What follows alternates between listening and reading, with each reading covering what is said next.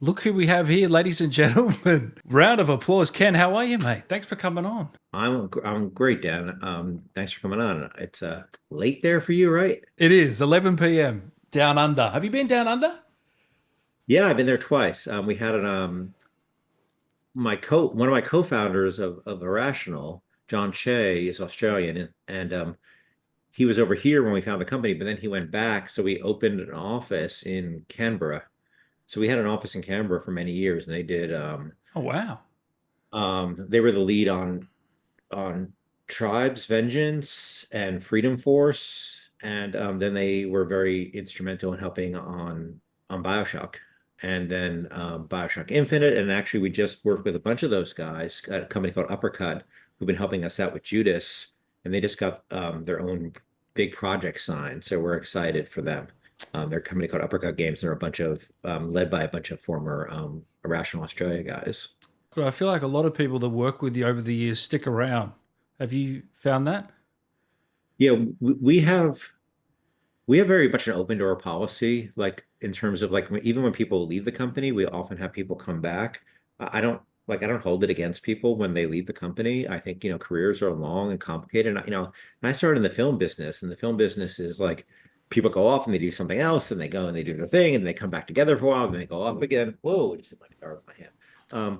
And so, even on on Judas, we have, people who've started their own companies like, Uppercut or Disbelief or Jimbani, who is our music director in Infinite, has his own company now, and he's working with us again on Judas. So I like the fact that, we don't, a lot of companies have this thing like, oh, if somebody leaves, they never can come back. And we don't work that way. We like interacting. It was really nice because when we got to interact with the Uppercut guys again, who are amazing, they really came in and really solved some problems for us on Judas because they were trying to find funding for their project and they had this fallow period. And they were incredibly helpful for us. And then they got their funding and now they're going off to do their thing. And it's just so exciting. And to see these guys who I've known for so long come back to work with them again. I've known them for, 20, over 20 years, I think. Wow. And you see them, I met them as basically kids, and now they're all have families and children, and their own businesses. So I love that. How is it when someone says, I'm playing Bioshock or one of your games with my kids now? I mean, that must be a special feeling. Yeah, I mean that's really nice because especially I don't have kids, but I think it must be really nice if your kids get excited about something that you got excited about, especially, about the same age now, which is now sort of possible given games. Well, I don't know if it's entirely possible in terms of them being children when they first played the game at the age of their kids. But yeah, it's something that they were excited about and they get to pass it on to their kids. That's it's really nice. But you've got dogs, yeah? I have a dog, yeah. Yeah, dog. Yeah. What kind of dog was it? He's a Cairn Terrier named Kirby, named after the comic book artist Jack Kirby. Ah, I remember you saying that. So how's things with Judas going? I mean, are you stressed? What's the feeling right now? I've gotten much better with stress. Like at this time during Infinite, I was like, ah. Um, I sort of learned to trust myself a little bit in the sense that I've done this enough times where even if problems sometimes seem insurmountable, I just sort of like, well, I guess we've solved insurmountable problems before. I'm surrounded by a really good, smart group of people. And every day, more and more, they're surprising me by like things that I was like really stuck on. Somebody will come along and say, this just happened last night. We were kind of stuck on something. And my narrative director, Drew Mitchell, sent me something. And I was just like, oh, he just solved that problem. Amazing.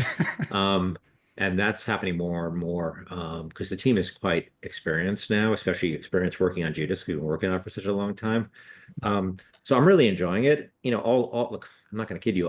Making games is stressful, especially when you're trying to do something that you haven't exactly done before in terms of some of the way we're approaching the game in terms of how the narrative works, how the modular stuff that I've talked about, which your audience may not be familiar with. It's we're building this game in a very different way than we built our previous games with The narrative for the entire Legos. Yeah. yeah, the narrative Lego stuff. That's all about how do we make the game more responsive to the actions of the gamer? And it's a hard problem. It's a really hard problem. And so, I started thinking about it like 10 years ago and took about 5 years of R&D to get around some of it. But that's the The team fun at part, isn't it? That 5 year period was that? Isn't that the fun part where you get to knuckle down? Well, not I really. like this part, honestly. I like the part where the game's really starting to come together and it's Right. expressing itself, put it in front of people, and they can say, "Oh, that's amazing. Oh, that's not so amazing." And we do a ton of testing. We never do testing at the beginning, right? So we never do a test like we never do like get a group of people together 10 years ago and say, "Hey, would you like to play a game about a girl on a spaceship who Yeah. does, who's destroyed the whole society because she was brutalized and by it, and now she's trying to figure out whether that was the right thing, and blah blah blah. And these robots, no, we don't do that. We make something, and then when it's in shape where people can actually play the game and play it at least somewhat as gamers, even though some parts of it are really rough, that's we just been testing, getting feedback, and we find that the that's an incredibly useful process because every time we test and we make changes, the feedback gets better and better, and that's a very rational way to make a game rather than just sort of going like this, and hoping for the best. So I'm really enjoying it, and it's I've got to spend so much time immersed in the story of the world. It's a bigger game than we've made before, or a substantially bigger game. So Wow. the level of detail and characters and stories is sort of novelistic in terms of they have a lot of games that are like visual novels, but they're very text based. This game, in terms of its breadth, in terms of the number of characters, these because we have many speaking characters, many players you're interacting with a whole bunch of real living characters. It's much more of an ensemble piece than we've done before. Right. And either we have the audio log ensembles before, now we have like active like characters talking to you, speaking role characters, and they're all present a lot of them are present for the entire game. So it's been it's just amazing to be able to have that time to think about a world and break out all the details Mhm. and really sort of have the time to develop those story concepts. Is this all mocap, by the way? These performances? Uh, no, well, so there's mocap and there's performance capture, right? So like Last of Us uses performance capture. They're literally recording the audio and the movement at the same time. We do a weird hybrid approach. So Okay. the actors don't do performance capture, but we put a camera on them. It's just a Oh, regular yeah, TV yeah, yeah. as a reference for the animators. But we also do Seth Kendall, who runs our animation. Um, is not only a great animator, we have this little mocap suit that he can wear at home. And he is He loves a it? great he's a great performer. Like he's a Yeah. really good mocap performer. So he does some of it himself, but that's all we really do. The animators wear these suits sometimes to get the baseline performance, but some of it's hand keyed. It's Why don't basically you get in whatever it, Ken? Why don't you get in the suit? I those are a little form fitting for me, I think. I don't think I move very well. I don't But know about that. You were a theatre director. You studied drama, and come I on, was you never someone good you. at movement. Yeah, no, I could direct and I can do that stuff, and I'm okay. Like I can act a little bit, um, but Did you do acting back in the day? yeah, I mean, because when I went to college, there wasn't like a writing program. I was a playwright at that time, Yeah. and that's where I started. And so, when I was a kid, when I was in high school, I started writing plays and stuff and entering them to contests and got some attention from that.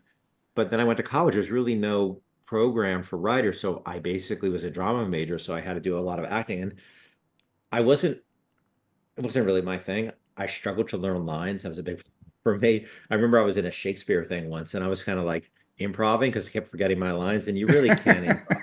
There's a- I, but then I went to this weird theater program. what's it called? At the Eugene O'Neill Theater Center. For some reason, a friend of mine convinced me to spend a semester going to this hardcore, like 7 days a week, theatery, Oh like shit. ultra theater kid Yeah. training center. I did learn a little bit about method though there, and I've been able to use that when I do whatever small parts I play in the games. And method is basically, I'm sure you know this, Yeah, yeah, yeah. it's basically instead of trying to act the lines, you try to find the emotion, in yourself and then just let that speak. Um, Yeah. and that was actually helpful. It was a miserable experience because I hated it because it was very like I'm from theater, but it was so like it was a lot of like, you know, Tai What's Chi and okay. sizes and trust falls and all that kind of stuff, which is not really for me, but I Well, did learn bit something there. pretentious or It was pretentious and I yeah. wasn't really an actor. And so I felt kind of out of place with all the actors because there was no like, not that they were nice. Everybody was really nice and I got along with everybody, but I wasn't really an actor and they were all really serious actors. I was a writer. How, do you just one day wake up and are able to write interesting characters, or is this something that you've had to hone in on over the years? So first time I wrote something for real, I was at this arts camp and this camp had no structure. You could basically go, there's like pottery and glass blowing and theater and all these amazing things and weaving. And you basically could go, there's a summer camp, this arts summer camp. You can go freely to anything you want, stay as long as you want, leave. And it was nice because I was doing theater tech, like I was doing sound design, theater tech back in the day when it was all like reel to reel tapes and um, cutting your individual cues by have a reel to reel tape and you have headphones and you're moving the reels and finding the exact spot you want to make the cut and then you mark it and you take a razor blade and you cut the tape and you tape the different sections together where now it's all digital. Yeah. But I was in that area doing the tech stuff and then for some reason there was like a talent show or something and I was like, what if I wrote something? And I sat down and I wrote this play, two-person play, and it was like finding a magical door. You know those dreams where you find a door in your house that leads to a special place and I you don't have know if no I've idea. had those dreams, Ken. You never had that? Well, No. it was like, oh, I've got a third arm or something that I can use, and I didn't know about it. And it was such a powerful feeling. I still remember that day. I was outside in the sunshine. I was writing this thing by hand, Wow. and we put it on, and I directed it. And was I in it? I think I was. I can't remember if I Did was it in it. If I was. turn out good? Yeah, I mean, it was a camp. I mean, it's an arts camp, so it was a little more elevated than a normal camp, but it was, it's a camp talent show. So I don't know. I think it was pretty good.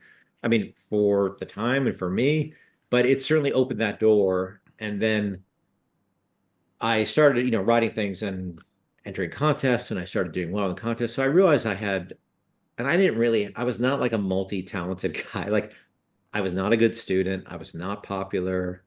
I didn't really have any friends. As a kid, I had a speech impediment. I was over it by that point. And then I found this thing, and I was never really good at anything before. I wasn't very good at sports. And then it was kind of amazing to find something that was relatively easy to do compared to other things like school, and people really liked it. And so, I just started writing and writing and writing and writing. And what about directing? That didn't come into your mind at that point? Um, no, I mean, I did direct. I've directed a bunch of plays. I also had other people direct my plays, and so I started out in theater. I put on a bunch of plays in college. Like we had a program there where you could get like $50 to put on a play, and they gave you like a little coffee house or something to do it in. And so I just started writing plays and putting them on, and that was actually by far the best part of college for me. It's just learning how to manage people and interact with people and put stuff on and make sure that, hey, here's the date. The play's got to be ready. And you have people who you're not paying because you're some random college kids and you're all just to put on this thing on for nothing. And they may not show up and Oh yeah. you have no say over them really. And you learn to interact with people and you learn to um, hear critique, and you learn to see you have a line that doesn't work and an actor can't say, and you're like, well, I got to rewrite the line, right? Because it's got to fit the actor at the end of the day. Um, and you learn how an audience reacts. That's the best thing about theater is you hear what works and what doesn't work. And you learn about timing and you learn about blocking and you learn about all that stuff. And then I was doing all that stuff, and ended up meeting a playwright who's actually who's a pretty successful television writer now, and John Robin Bates. And he read one of my plays and he liked it. He may even be nice, I don't know, but he liked it. And I said to him, like, well, like, how do I like make a career out of this? And he said, well, I'll introduce you to my agent in Hollywood. And he did. And that agent got me in with somebody at Paramount. And I ended up doing a rewrite for Paramount Pictures when I was still in college. Oh, no, sorry. I met the agent when I was still in college, and I flew out to Hollywood when I was still in college. But it then when I graduated, there was a writer's strike on. Oh, And so that'd that be took a while, rough. but then I got back and I did a screenplay for Paramount, and it was terrible because it was like a romantic comedy that I was rewriting. And And it rewriting's hard in general, isn't it? Yeah, I mean, the problem is the project, in the way I'm sure you know, like they have a project that goes, most movies have multiple writers not working together, but in a row, right? They tend to just fire the writer, bring on another writer, fire the writer, bring on another. So many movies, when you see all the writing credits, not only do those people generally not work together, they worked in sequence. They also have a ton of other writers who don't even, strangely, in Hollywood, despite the fact that there's a writers guild, you can work on a movie and work for years on it, and your name won't appear in the credits. I know it's so bizarre. I don't get that. Yeah, I don't either. It's there's like 47 executive producers who get listed now, and they're like somebody's agent, right? Or Yeah, somebody's nephew. yeah. And like literally, if you watch movies now, there's like 15 executive producers on big movies where writers who worked for years on it just disappear. So, are any of these skills that you're learning throughout these years transferable when you're directing Troy and Courtney on Infinite? Absolutely. Like working with actors, um, actors, not when they're just being people, but when they're acting, you really have to be there for them, and you can't force them into something.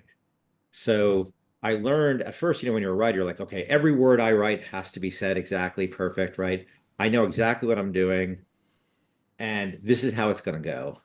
And when you get actually in the room with a bunch of actors, they bring their stuff, their good stuff, their bad stuff, everything. And you can use it all, but you have to listen to them and you have to pay attention to them. And you have to say, okay, well, damn, Troy's got this thing, or Courtney's got this thing, or any one of the other dozens of amazing actors I worked with, or hundreds of actors I worked with. And if you can find that thing, you can leverage that thing, you can get a better performance than any preconceived idea you had in your head earlier. Now, sometimes the Mm. actor is so different from what you need to do with the character that you realize, oh, okay, maybe I didn't cast the right person there. It's not the actor's fault. It's me for casting the wrong person. And but generally, if I've learned to listen to them, not necessarily listen to like, well, I both listen to them is like quite often actors are, especially if they really understand it. Troy's a great example of this. Troy brings a lot of ideas and a lot of experience to a performance. And so he and I will go back on lines, and he'll go off the line quite often. And he'll do if the line exactly as I want it, if I want him to, but he'll go off and he'll often find a way to bring himself into it and make that line a better line. And you have to be okay with that. You should be okay with that, because if they're giving you a goal, you don't, don't turn it back. Um, and I mean, sometimes you cast somebody, you get into a room, and then you're like, okay, I made a mistake. There's not a connection I can make here. And then you sometimes have to recast, or that may be just a failure of myself as a director, not to be able to, a director writer, not to be able to find that connection between the actor writer. But that's pretty rare. Um, I think that I really like I like working with actors. I think they're a special breed of people, and I I you just have to remember you can't force it with them. You can't force it with an actor. So were you involved in the casting for all the Bioshocks? No, I've cast every game I've ever worked on. I cast. Oh wow. Well, with people around me, who are Yeah, who are yeah, of helping me. course. Yeah, yeah. The end of the day, I'm saying, okay, this is the person, this isn't the person. So until Infinite, I was basically doing almost all the writing, directing, casting, all that stuff, in terms of choosing all the actors. And we've grown on Infinite, we grew a writer's room, and now we have a really nice writer's room on Judas. And we do a very broad casting. We've read, for some of the roles in this game, we've heard hundreds of people before we found the right person. Do you know instantly? No, Interesting. it's hard to know instantly because you don't have you what we usually do then is a callback. So we'll, Yeah. we'll we'll do a casting thing, which is they just record themselves with some dialogue from the game. And then we do callbacks for a select few, and then you usually can tell relatively quickly whether you can have a chemistry with them because it's not just them doing the lines. It's like, okay, how do they take direction? Am I learning about the character from them, when they perform, which is always a great thing because they'll bring something to it. Um, Troy, yeah, Troy was like sort of wasn't very well known when I cast him on Infinite. He was also doing Last of Us at the same time. But so he had these two big roles that were really gonna, put him on the map in a big way. And he was known as a voice actor, but I didn't know who he was when I cast him. And I heard his voice, and has such a great voice. And I was kind of looking for a certain type of voice for Booker. So once I heard him, that was pretty good. Courtnee, um, we did actually brought two actors out to read with Troy. Mhm. Um, and they were both great. And it was a hard decision, but when we chose Courtney. But then as I started to work with her, I was like, oh man, she's extraordinary. Yeah, I think you picked the right But one. no, she's great. She's great. She's a lovely, crazy and lovely person. And and it was, I mean, that was certainly one of my best directing experiences working with the two of them, mostly because we got to do it in the same room and the three of us working together. We had a great setup where we're in a recording studio, which unfortunately is no longer in existence in downtown Boston, Oh no. where you had a room that was soundproofed and a booth that was soundproof and a glass window, so they could actually have separate. We recorded them separately because we wanted to because we weren't doing performance capture, we weren't stuck with the movement tied to the acting. I could take a bit of this take and a bit of that take, but they could act together, looking at each Oh, that's other. such a yeah. That adds so much. I feel like when they can be in the same room, which, as you said, Yeah, doesn't happen often. it doesn't happen often. We just did it again with a couple actors on Judas, and it one of the biggest problems I think with game and directing and writing is not so much the writing or directing or acting. It's that they often record actors, and this happens in voice acting generally separately, and then whoever's putting the dialogue together does this very what I call turn-based dialogue, where this guy says Yeah, a line, there's yeah. a pause, almost like a fixed pause that because I think it's probably just some engineer.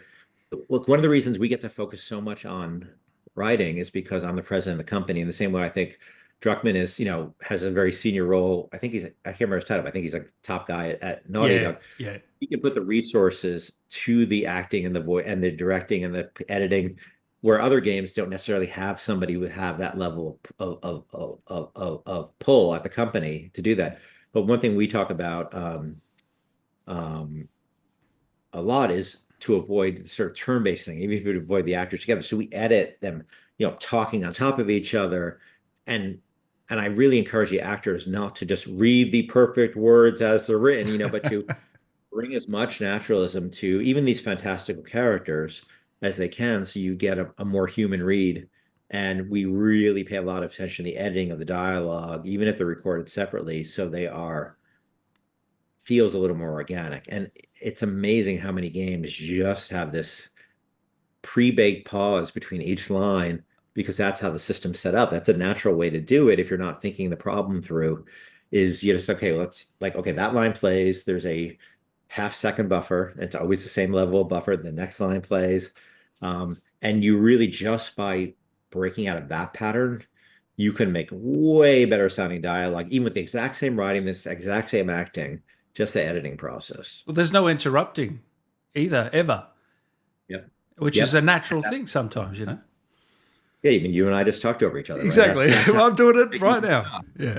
yeah, we just did it. And it's organic and it's feeling people interrupt each other and they stumble over their words. And these are things that are um hard sometimes to get people to do because they want to do a good job and they don't want to like mess up your lines. And but I'd rather have my lines have a little bit of dirt and grit on them, I love that. so they feel organic and it's not even like make it feel more organic. It's like how do you get the character in the place where they are living the experience, right? Rather than reading the experience. And most people don't speak that perfectly.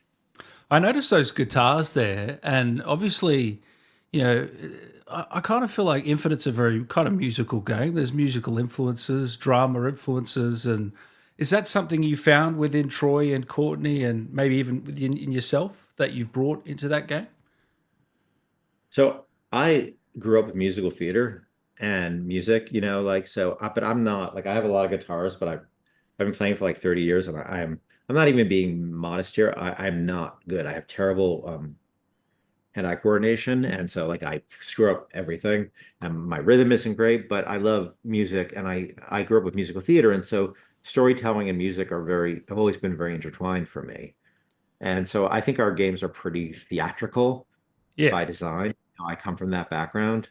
Um, and so music is a tool that's incredibly powerful. And then especially if you have like there's a scene in Infinite where um um Booker picks up a guitar and Courtney sings, Will the Circle Be Unbroken? And we recorded that and I didn't know when I cast them they both were so musical.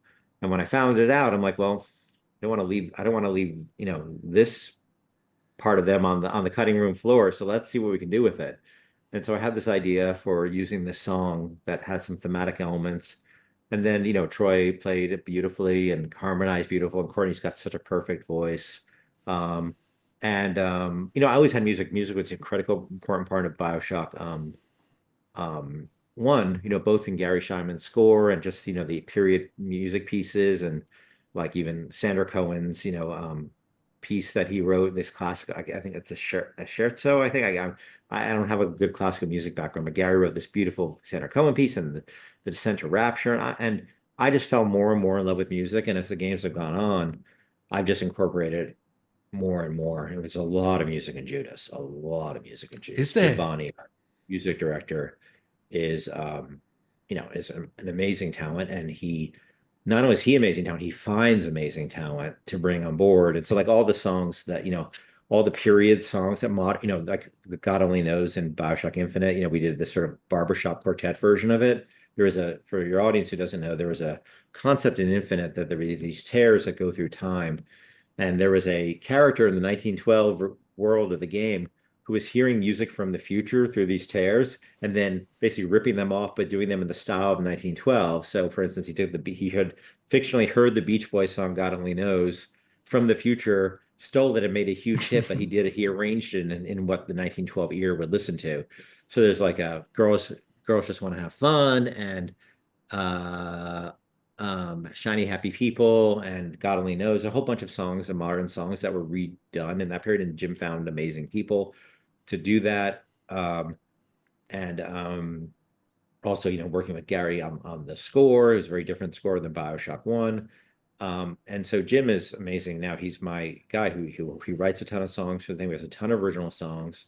So he's back for And Judas. yeah, he's back for Judas. Awesome. Great to hear. How does the music work in terms of the narrative? I don't know how much you can say.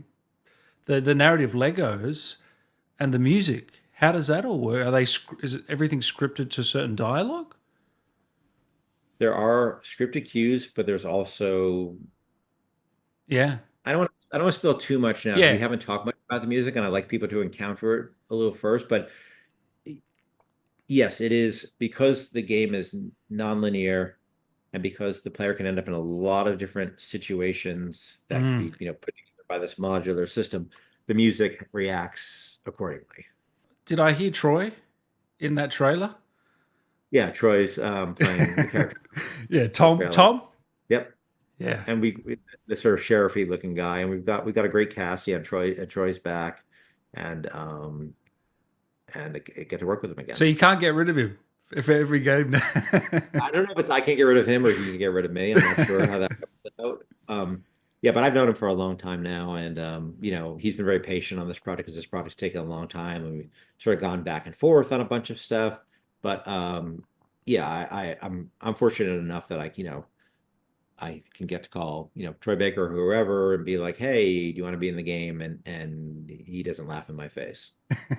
Well, I wanted to ask you about celebrities in games. We're seeing it a lot more often lately. Obviously, Keanu Reeves in Cyberpunk, and I think they got Idris Elba and Norman Reedus in Death Stranding. Well, you've never had celebrities in any of your games, from my memory, Hollywood style. Is that Yeah. what's your opinion on that? Is it just a marketing tool? Do you think, or is it? Honestly, I could be wrong. I don't think gamers care No, very that's what much. I'm saying. I don't. Gamers don't care. Yeah. And the downside of celebrities is like there's some really talented people out there. Two things. One is quite often I think they look at games as like, you know, Yeah. B-rated movie, Yeah. and so they're not super enthusiastic. And also they're so busy. Like the way I tend to write and rewrite, I need people who are available, who can come back multiple times over a period of years sometimes. And it's very hard to do that with big names. Now, I bet there are times you can get somebody like sometimes you watch film performances and you're just like, oh my God, this person, it's just amazing. I would love to work with them. But you have to think about, like generally they also don't audition. Like No. we actually, I think at one point, one of the people working with us on Infinite, before we had cast Elizabeth, it's like, oh, it'd be great. What if Emma Stone, she was earlier in her career, could play Elizabeth? And so we reached out. I wasn't crazy. I don't generally like for these reasons, not that they're Yeah. not great Yeah. actors. Yeah. Big actors generally don't audition. Mm. And because and they do, I think, for like, if they really want to be in something, but for a video game, it's sort of, and they don't audition for movies quite often. That's at least my understanding of it. If you have a big actor, you just offer them the role. Yeah. Um, Yeah.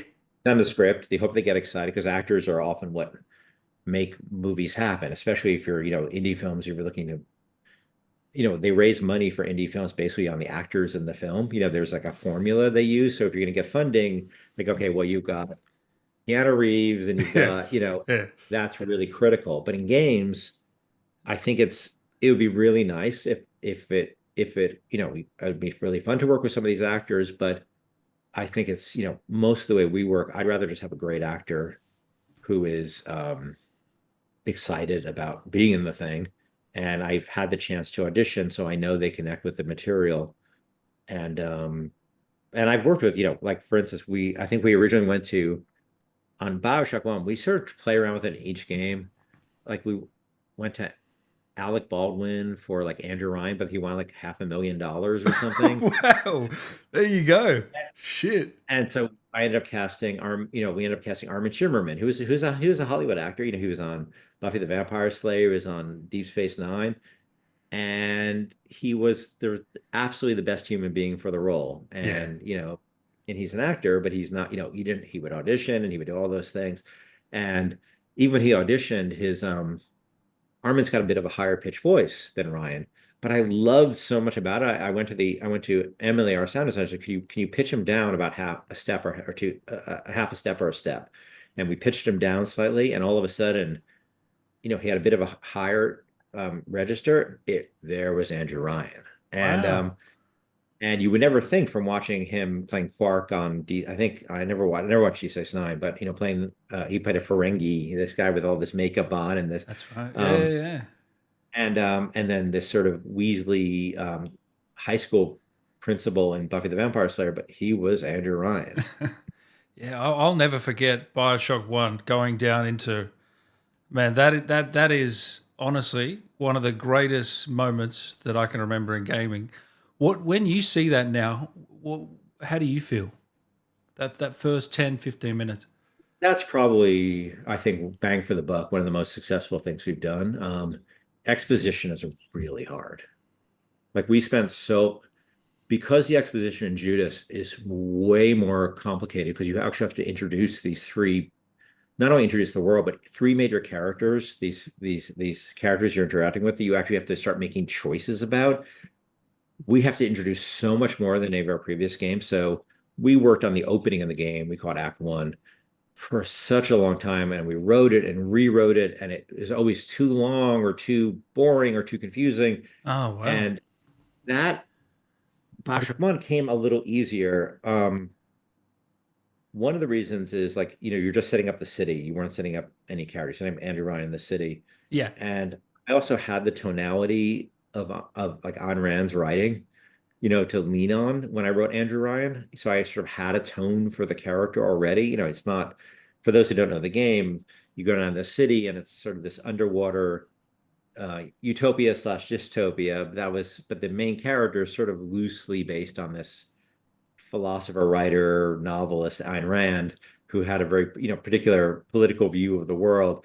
And she spoke in such a, if you read her writings, I read her interviews, I read her books, she speaks in such a particular way. And I was able just to lean into that tonality where you don't always have that kind of gift to work from in terms of tonality. So that was a combination of like listening to her, reading her speeches, listening to her talk, and then how do I crystallize that philosophy down to like a minute and a half?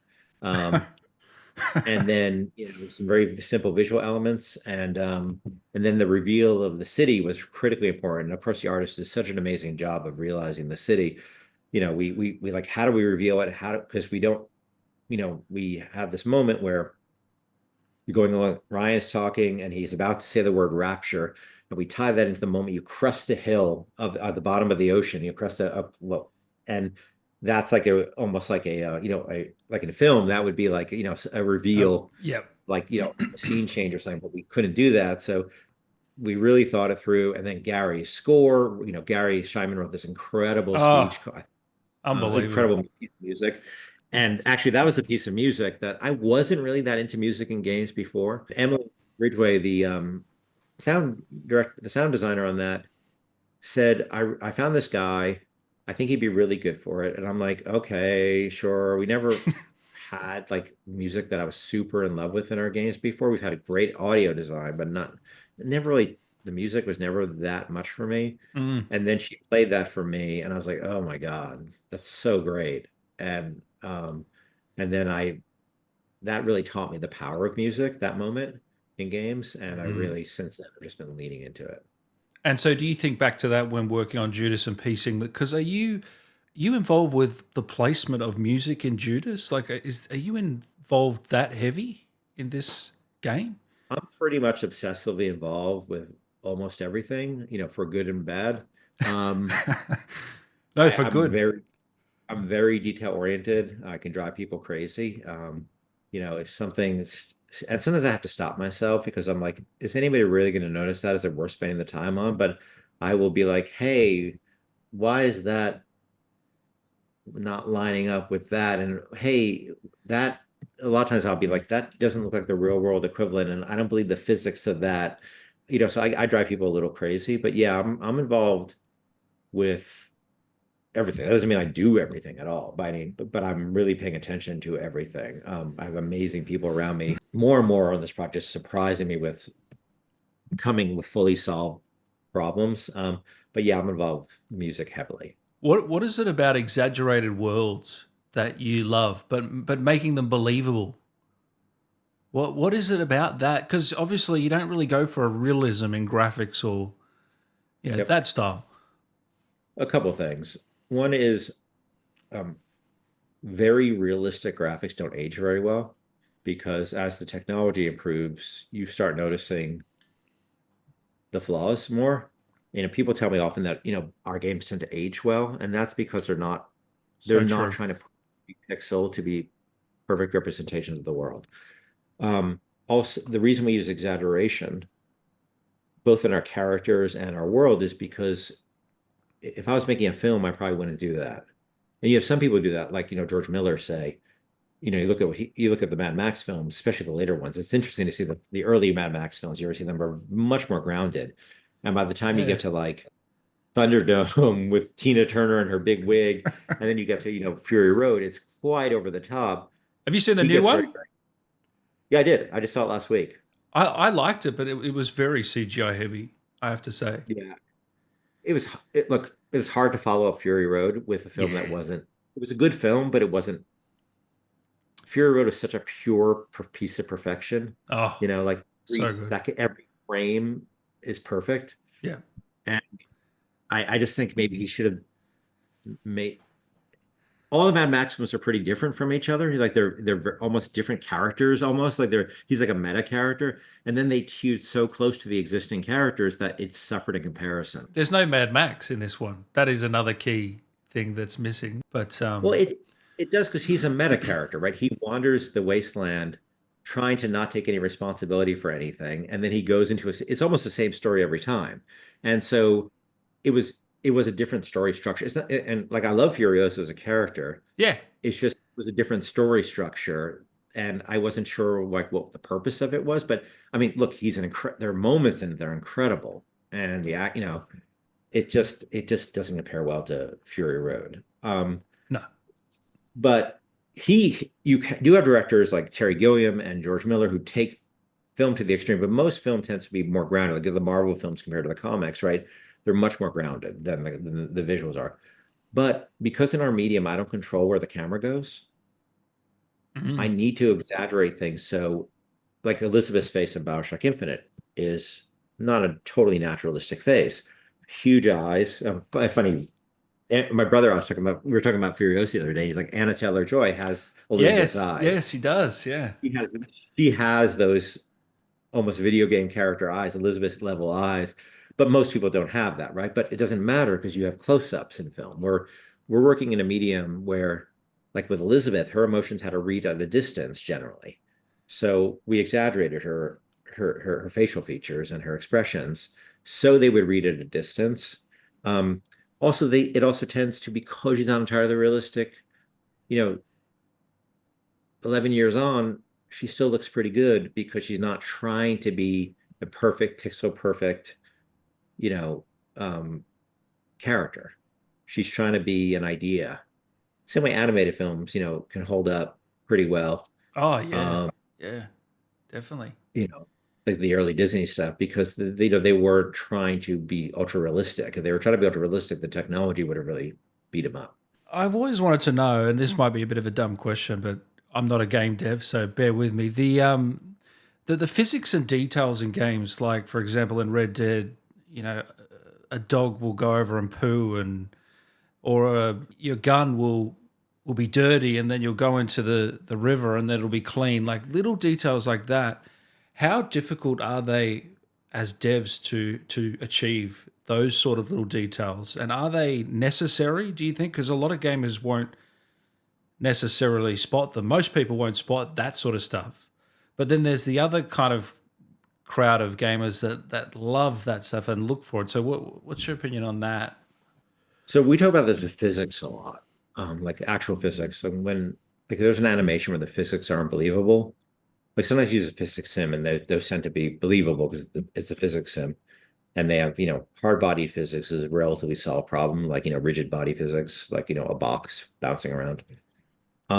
Where cloth and hair is a much more complicated problem. But the reason that the like getting physics right matters is because the eye can tell, even if the person doesn't really know for sure what's happening, they know that they're seeing something wrong. And those Red Dead things, I think, yes, is everybody necessarily even know they're there consciously? But I think people know they're there subconsciously. And it gives a feeling of a holistic world that is hard to get. Um, that's why the details matter. My favorite directors, whether it's, George Miller or Paul Thomas Anderson or the Coen brothers, the details are so important to them. because they make that's why the world feels like a world. And that's why I never do things like have Easter eggs pointing out pop cultural elements or something like that that don't fit in the world, because anything can pop. It's so easy. It's so hard to get the gamer immersed, and it's so easy to get them unimmersed.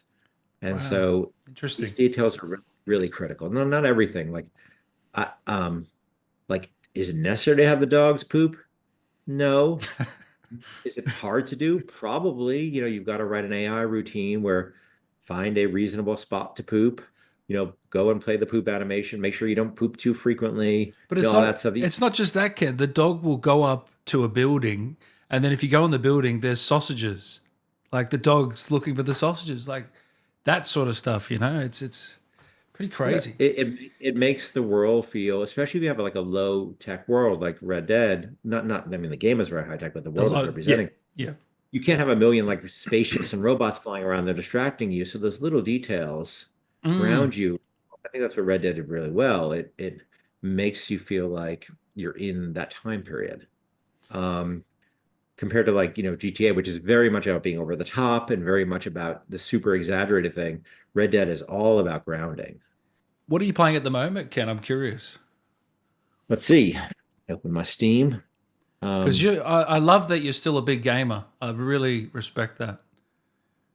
I don't know how, oh, A, I love it. And B, like it's just, I mean, I love gaming. It's also just like as a game developer, there's so many great places to be inspired by, so many great games to be inspired by that you're really doing yourself a disservice if you don't pay attention to what's out there and don't play what's out there. Redfall, which was not a great game at launch. The team at Arcane, before they got shut down, had a year to like make it to what they want it to be. And I've been playing that. I'm almost done with it. I'm really, really enjoying that. There's an indie game called Moonring, which is like an Ultima 2 style homage game that's free you can get, and it's really well done. I'm just looking at my list here.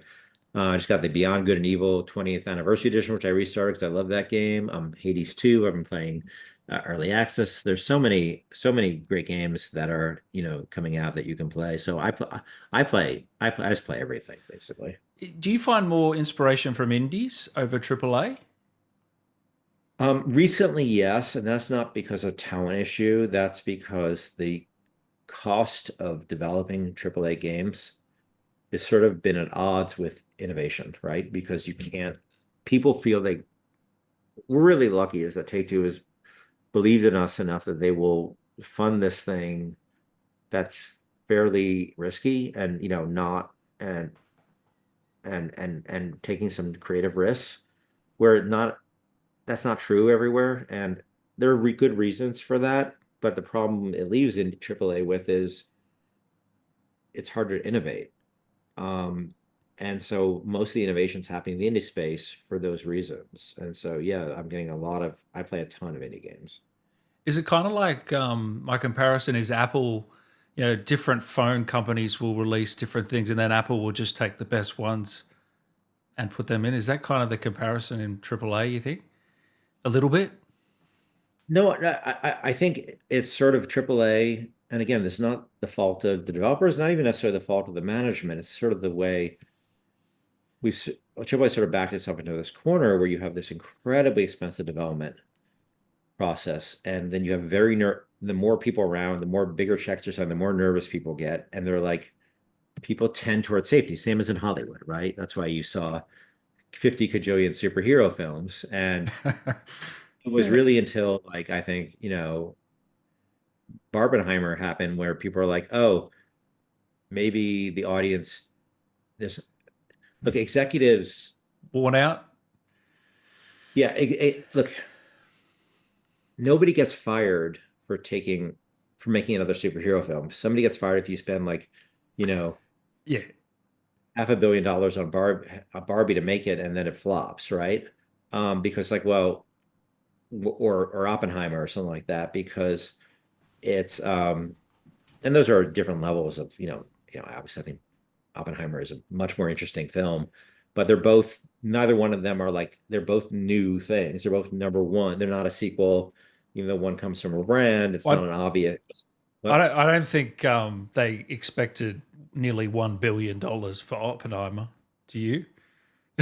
No, I think that was a function of this is the thing is when you once an executive class decides that this is the thing, and there's many reasons why that happens. It's not because they're evil or anything. It's just that there's a lot of pressures, financial pressures and job pressures. They'll just keep doing that, thinking that's what works. And eventually, look, people get tired of anything. Also, quality can start to suffer because it's like, oh, we know how to do this. And the early superhero films took a lot of risks. They were risks, themselves. When Spider-Man or X-Men came out, the original, those were risks. Those were hugely risky, and they were figuring out what the form was. What does a superhero film look like? And now it's like, let's be safe. Let's be safe. Let's not take any risks. And you end up with people getting tired of things. Then why don't they get tired of Call of Duty, Ken? It seems to sell better each year. This is more like a sport. A multiplayer game is more like a sport. Yeah, I see what you're saying. People don't get tired of sports in the same way because A, it's so dynamic, and B, they're part of it. But I also think it is really about a competition sport thing where if you didn't innovate like in single player space, people will get very, very tired of it. You said Mooncrash is your favorite DLC of all time. Have you Yes. played Burial at Sea? I like loyalty, absolutely. I don't judge my own our things in that necessarily because I'm too close to it to know. But I love the Mooncrash took the rogue like stuff, and I can what I love about it especially actually we just hired like 6 or 7 people from Arcane who are joining the Judas team Oh, and nice. next week. So I'm super That's excited to awesome. have it. Well, I mean, I'm such huge fans of them. Um, Mooncrash is very innovative. Like it was like the first person roguelike, and I can tell they had limited resources to do it, and they used all parts of the buffalo. And as a developer, I really admire when a developer has limited resources. Like System Shock 2, we had like no resources. We just try to make some smart decisions and make a game with very limited resources and some innovation, and they did a really great job on that. So I just love that product. Hey, Ken, thanks for coming on, man. I really appreciate giving up an hour of your time. This is fun, Dan. It's so much fun to talk about like directing and acting and working with actors. I don't get to do that much, and it's such a huge part of my job. So I appreciate the time, and it's really great to talk about it. Thanks so much. Can you promise me you come back when Judas finally releases? Absolutely, we'll do it. Anything you want to plug? Judas, that's basically my life. You can't even say anything. Go You check just out the trailers if you haven't seen them, and yeah. let us know. I have open DM, so if you hate it or love it, you can just shout at me on Twitter. Thank you, Ken. Appreciate it. Thanks so much, Dan.